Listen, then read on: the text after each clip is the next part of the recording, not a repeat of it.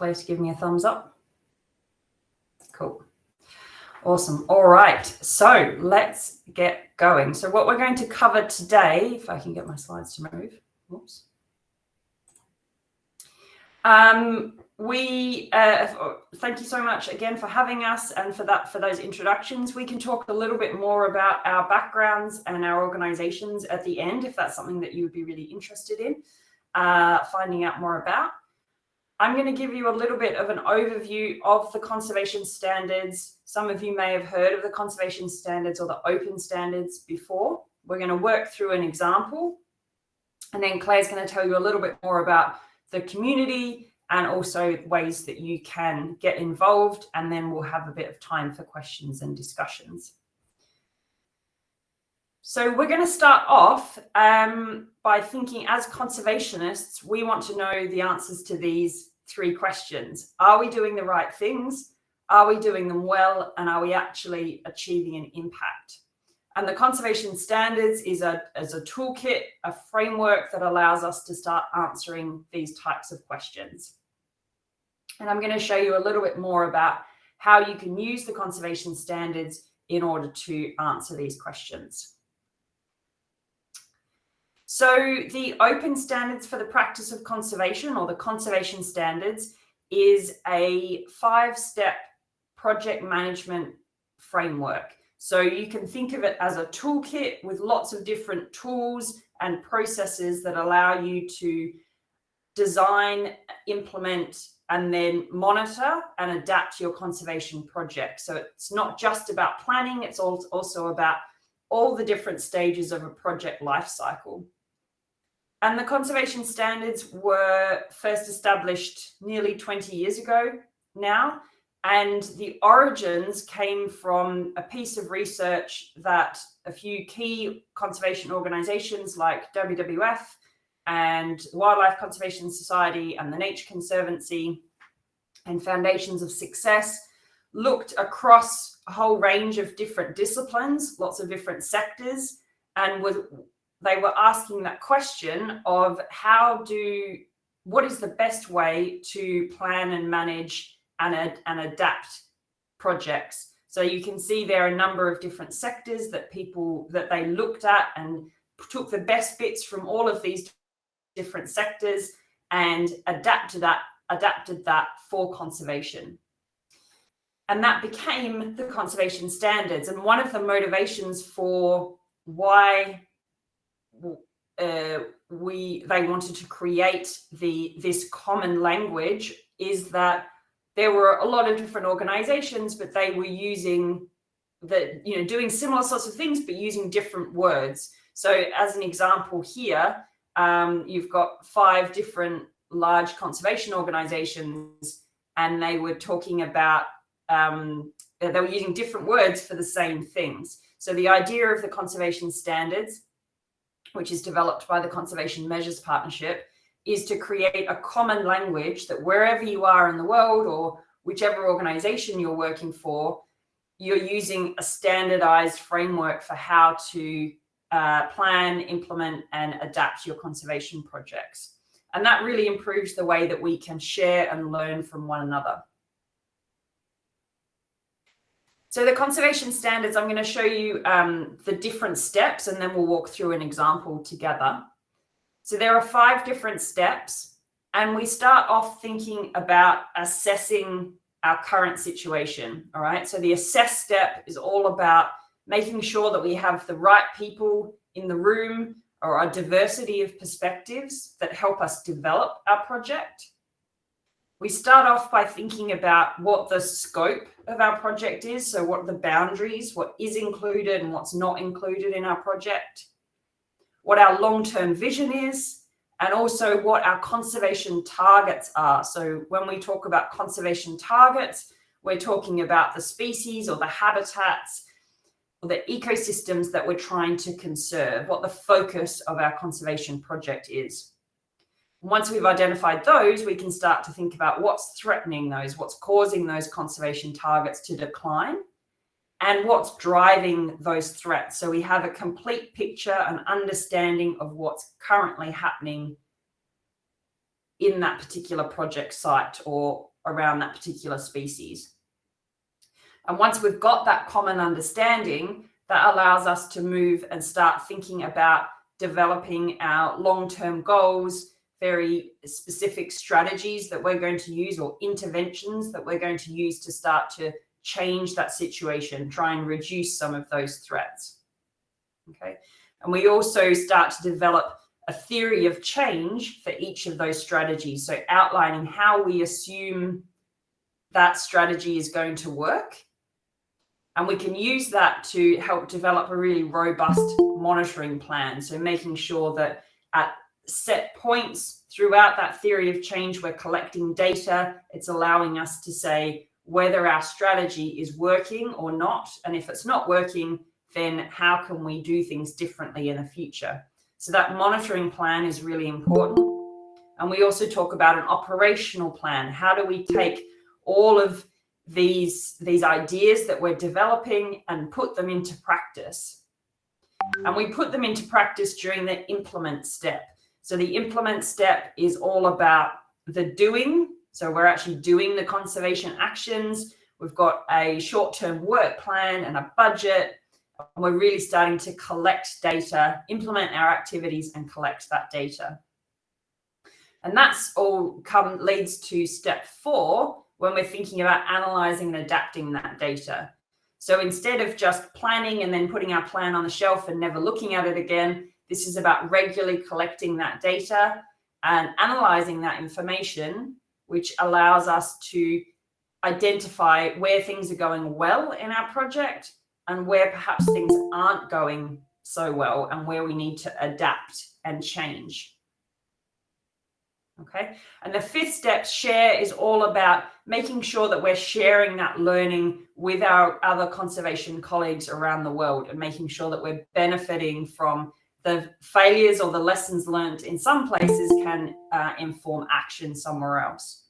And then we continue that cycle. So this is, you can think of the conservation standards as this framework to help you continually manage your projects to deliver the most effective conservation that you can. So let's take all of that and just put that into an example. This example comes from the United States, and it's an example about a salt marsh and conservation of some really threatened birds that live within this salt marsh. All right. I'm not going to show you every single part of the conservation standards. We've just pulled out some key tools that we think are really, really useful. So the first one of those is a situation model. And this comes in when we start thinking about the assess step. So this is allowing us to understand what's currently happening, what's the current context. Okay. So the first thing that we would do is start to identify what our scope is. So in this case, we have our scope being this United States Atlantic coast salt marshes and the species that live in those salt marshes, right? This is across quite a large area. And they've identified 2 conservation targets. So one is the ecosystems themselves, or the salt marsh ecosystem. And then the other conservation target, the thing that we're trying to conserve, are the birds that live in that salt marsh. All right. We can also show that if we have a functioning salt marsh ecosystem that is benefiting the communities that live near that salt marsh because it's starting to reduce flooding and other implications. So if you have a healthy functioning salt marsh similar to a mangrove system, it's starting to protect or buffer those communities that live along the coast. So we've identified our conservation target, and then the next thing that we would do in terms of building our situation model is start to identify what is threatening those conservation targets. What are the main threats that are acting, that are causing those ecosystems and the bird species to decline? In this case, it might be that the land use, so the way that that land is being used, is not compatible with the salt marshes. It might be that we have that climate change is acting and that in and of itself, maybe sea level rise, for example, is causing problems for these ecosystems and these species. Those birds that are nesting within the salt marsh, with the sea level rise, their nests are starting to get flooded, etc. All right. And then another one there, invasive and non-native species. Perhaps that's even driven by climate change as well. But all those three different threats are causing our conservation targets to decline. This is a simplified example. The real model is a lot bigger than this. But the next thing that we would do to complete our situation model is then ask ourselves, we've identified what our different threats are. We can do a threat assessment, which allows us to understand which of these threats are the most serious, the most severe. And you can see that we've represented that in these little boxes on the left-hand side of the threats there. So land use is a high-rated threat.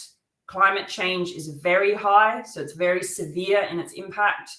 And perhaps the invasive species are not as severe, so we've given that a medium. And we've used the best available knowledge to be able to assess what the status of those threats are and how severe they are. And then to complete our model, we've then asked ourselves, what is driving each of these threats? Why are these threats happening? As an example, we could say that one of the drivers or the indirect threats of land use being incompatible, or the way that the land is used, is that farmers are wanting to keep their agricultural fields, or landowners don't want to cut the forest back. So instead of cutting forest back, they're moving their agricultural fields more into this salt marsh. All right. And there might be a number of these different factors that are driving these threats. This is an opportunity to understand, based on your best available information and having diverse perspectives, what is the current situation? And you can use that current situation, that situation model, to be able to start to move into step 2 and design your interventions based on that. So we've gone through and we've identified 3 different strategies which will help us start to change this situation. So we have one up the top there, restore and enhance the degraded salt marsh. We've got one which is about exploring an incentives program with the government to incentivize people to manage the salt marsh in a more sustainable way. And then the final one there is integrating the salt marsh needs into land use planning processes. So you've understood your situation, and now you're identifying strategies that you could put in place to create the change that you want to see. So that was all about situation models and how you can use that situation model to identify your strategies.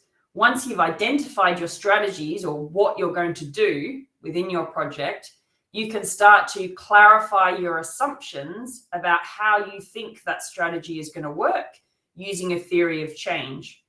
So in this case, we've taken that example I just mentioned about an incentive scheme. So how can we use these incentive schemes to improve the way that the land is being managed and ultimately conserve our bird species that are living in that salt marsh? So instead of just saying, we're going to do an incentive scheme and that's magically going to increase the populations of our salt marsh bird species, what we would do is actually unpack each of the results or the stepping stones between those two things. All right. Outline what our assumptions are about how we think that strategy will work. So on the left-hand side, we've got our incentives program, and this is a program which is going to incentivize or motivate those farmers to manage their land in a more sustainable way. And we've got our conservation targets at the other end. And then between those two things, we're starting to look at what the key results are, the key assumptions that we're making as we move from implementing the strategy to hopefully seeing a recovery of our bird species. So we might see something like this incentive scheme actually incorporates Conservation for Salt Marsh. That acronym is just the name of the organization that does the incentive scheme. So they're incorporating salt marsh migration into their incentive scheme. And if they've incorporated Conservation for Salt Marsh migration into that incentive scheme, then we want to make sure that priority landowners are actually valuing those incentives. They see the value in those incentives. And if priority landowners value those incentives, then those priority landowners are going to sign up to or commit to the incentive scheme. If they sign up to the incentive scheme, then we're assuming that the land use will begin to become more compatible with these salt marshes, more sustainable management of this land. And if there's more sustainable management of the land, then our conservation targets are going to be better off. They're going to improve. Okay. So again, it's a very simplified example, but instead of just saying we're going to start this strategy and then we're going to see the ultimate impact of our project and the bird species are going to increase, we've actually been very specific about the different results that we expect to see. We can also use this to start thinking about our goals. So we're setting goals over the health of our conservation target by 2022, and thereafter the decline of salt marsh sparrow population stabilizes at 25,000 individuals. And we've got an indicator about this. So we can start to use our theory of change to set smart goals and objectives, and then also identify what we're going to measure, so our indicators, to enable us to assess, are we actually making progress across this theory of change? So in this case, we might have, I'm just going to look through these. So on the left-hand side here, we might have an objective that says by 2019, this is a little bit out of date now, by 2019, this program will have incorporated certain practices that are compatible with salt marsh migration. So we've incorporated this needs into the incentive scheme. And our indicator for that, to tell us whether that has happened or not, is that this certain list of practices actually exists. And then further along, we might have another objective which says at any point in time, at least 90% of the landowners or the land managers have signed up to this particular incentive scheme. And we would measure that. So we want to get to 90%, and we would measure that and track, are we actually progressing towards that 90% or not? Okay. So we're building our theory of change, and then we're putting very specific objectives and goals along that theory of change. And those are going to help us assess whether things are working the way that we expected them to. We're going to come back to this in just a second, and I'll show you how that works. You can also use your theory of change to develop a work plan. So these yellow and purple boxes, these are representing activities that you would do. So the blue boxes are the result or the outcome that you want to see, the change that you want to see. And the yellow boxes are the activities, what you would need to do in order to achieve that result. So in this case, in order to achieve the outcome or the result of priority landowners of valuing incentives, we have to actually go and talk to those landowners and promote those incentives so they're aware of what that program is and what value it can bring to them. And then we've also got activities in the purple boxes, which are things that we need to do to make sure that we're collecting the data to enable us to assess our progress. Okay. So that's all about the implementation. So during the implementation step, you would be going and you're doing these activities and collecting that data. And then that allows us to move into the analyze and adapt step, where you actually take all that information that you've been collecting and the reports that you've collected, and start to go back and test your assumptions about how you think things are working. So in our first case, we might say that, yes, we've achieved that first objective, that menu of or that list of incentives has been incorporated, and we've tested and we're seeing that priority landowners are valuing this incentive program. So we've given ourselves a little green marker there. The next objective along, remember we wanted to see 90% of priority landowners using or signing up to this incentive scheme. And we wanted to see 90%, but we've actually only seen 25%. Okay, so some people have signed up, but it's not the 90% that we wanted to see. So we've given that a yellow marker. And then you can start to think about at the target level as well, or our species or ecosystem level, we've also got a yellow marker. Perhaps our population has decreased a little bit below 25,000. So we've given that a yellow marker. So the value in using these theories of change is that you can then start to identify where are things going wrong. It's not that we need to go back and do more awareness raising about this incentive scheme. People are aware of it, but they're not signing up to it. So we can start to understand or ask the question of why people are not signing up to it. Is there some barrier in their way? Is it too costly for them to change their practices? So we've seen that it's starting to work a little bit, but not as much as we were hoping. So we can go back and understand, how do we need to adapt our project to continue to be more successful? The final step I mentioned of the conservation standards, well, it's not it's the fifth one. It's not the final one, because you'd be wanting to continue around this cycle and you want to go back and say, has anything changed? Do we need to put in a new strategy? But one of the really key important steps is about sharing those results and learning. So whether that's publishing a paper or sharing it online, creating a video, communicating your results to other practitioners or the general public, and talking about what's worked and what hasn't worked in your particular project, so that we can all learn from one another. Okay.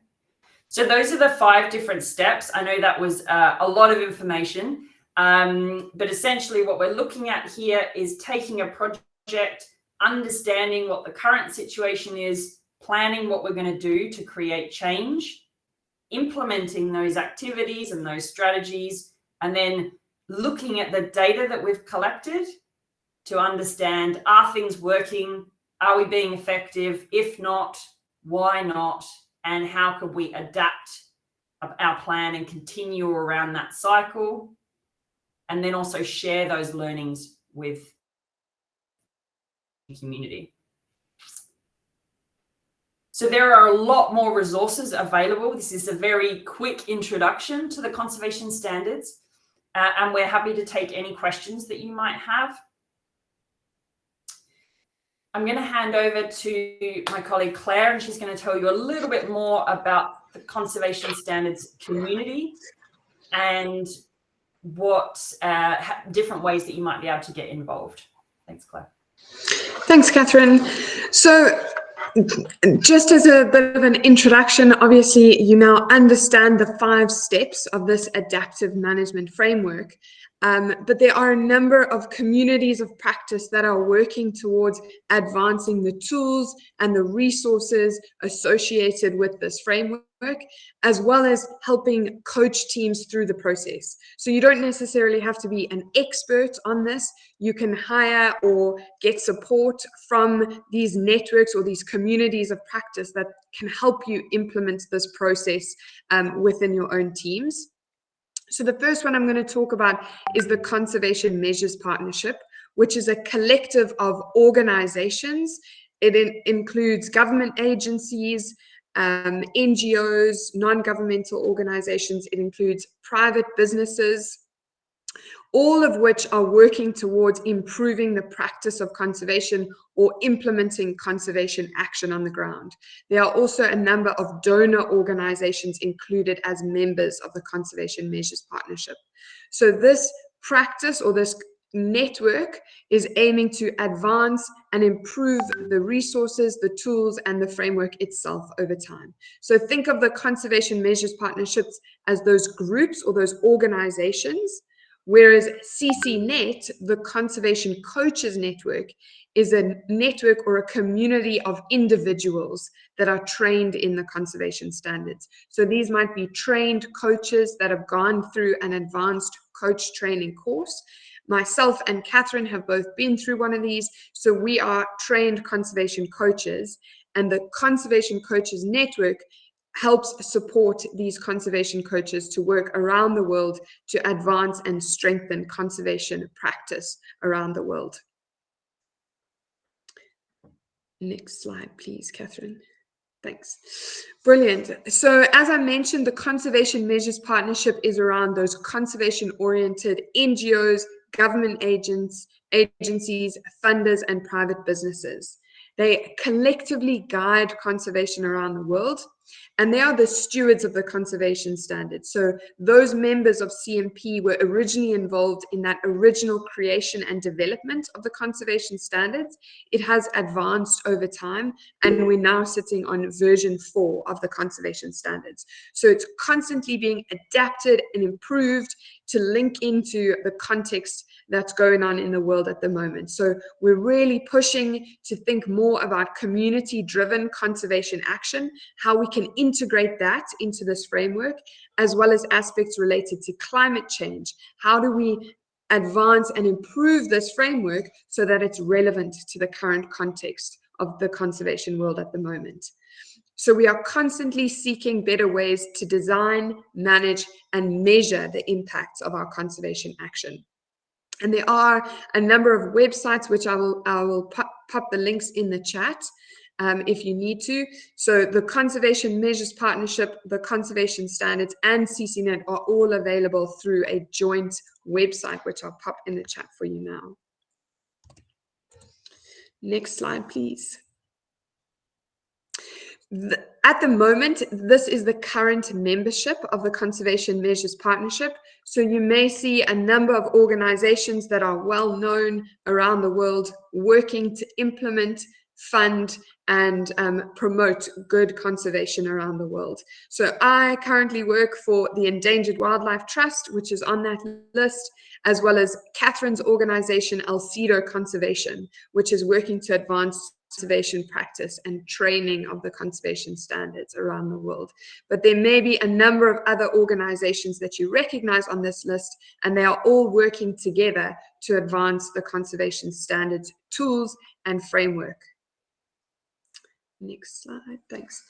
As I mentioned, the Conservation Coaches Network is that community of trained professional coaches. So imagine this as those individuals that are trained within the conservation standards.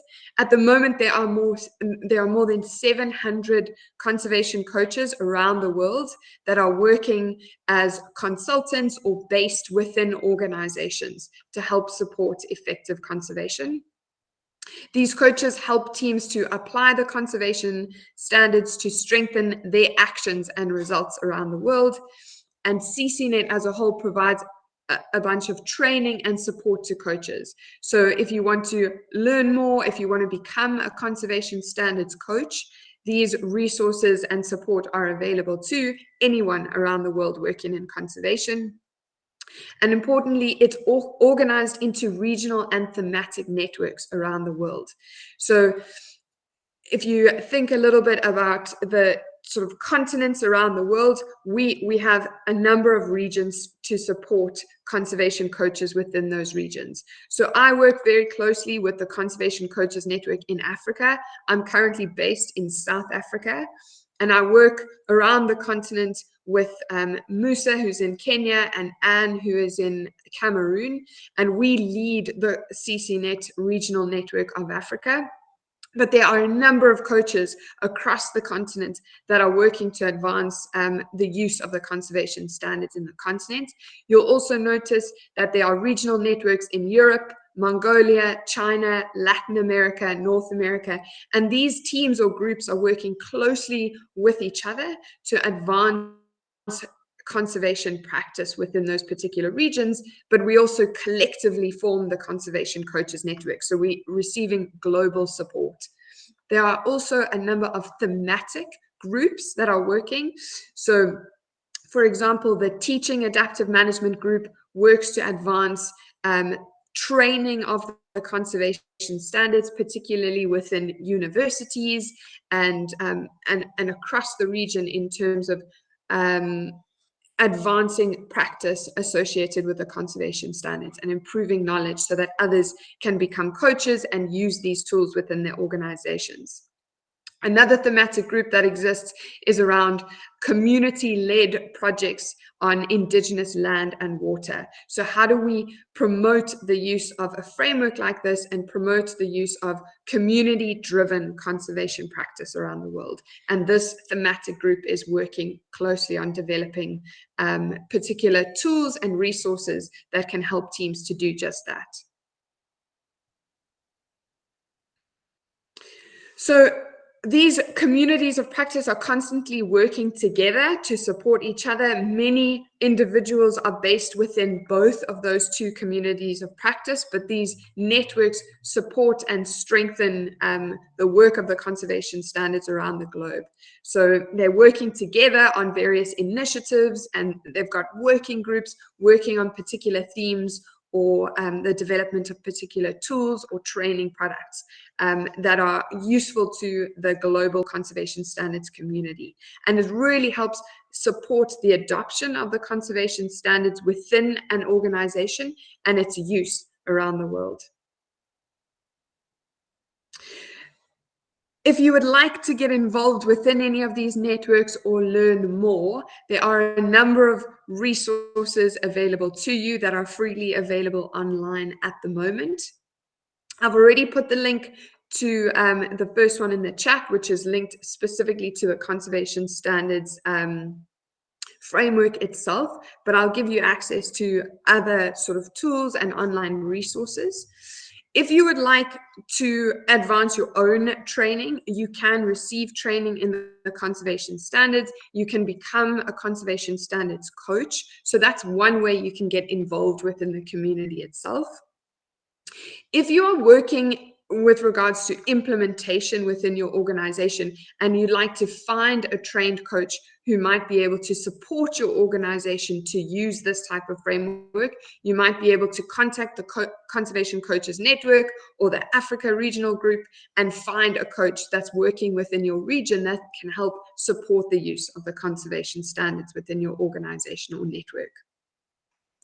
Other options are to work on thematic or training resources and within these working groups. So you can join a Conservation Measures Partnership initiative that are working on particular themes to advance the use of the conservation standards. So for example, there is a team working on integrating climate related themes and climate change related themes into the conservation standards framework. So if you're interested in a particular theme, you can get involved within those initiatives. There's an initiative working on advancing human well-being and social aspects and thinking about how we can integrate community-driven conservation into the framework itself. So there's various groups and initiatives working on themes, and then there's also obviously the option to establish a course within your university or within your particular region or network. If you'd like to learn more about the conservation standards or you become advanced and experienced in the conservation standards, you can of course develop a course to share your knowledge with others and work with the communities of practice to help you do that. And finally, I would like to just share a number of those freely available resources I was talking about. So I've given you the access to the Conservation Standards website, which links those two communities of practice together so you can learn more about what those practices are. There is also a YouTube channel with a number of videos that you can go through. They're all examples of case studies from around the world. They're also training videos available to you to really help you learn more about the standards and help you learn about how it's been applied in various places around the world. If you'd like to keep up to speed with what's going on within these communities, there is also a Twitter page as well as a LinkedIn page. So if you'd like to participate in any upcoming webinars, get involved with any learning initiatives or communities of practice, they are often posting opportunities for how you can get involved on these two platforms. So those are the links available to you if you'd like to get involved. You can also, of course, get in touch with myself or Catherine if you have any additional questions. I think the next part of the seminar is a question and discussion. So we've got a few minutes to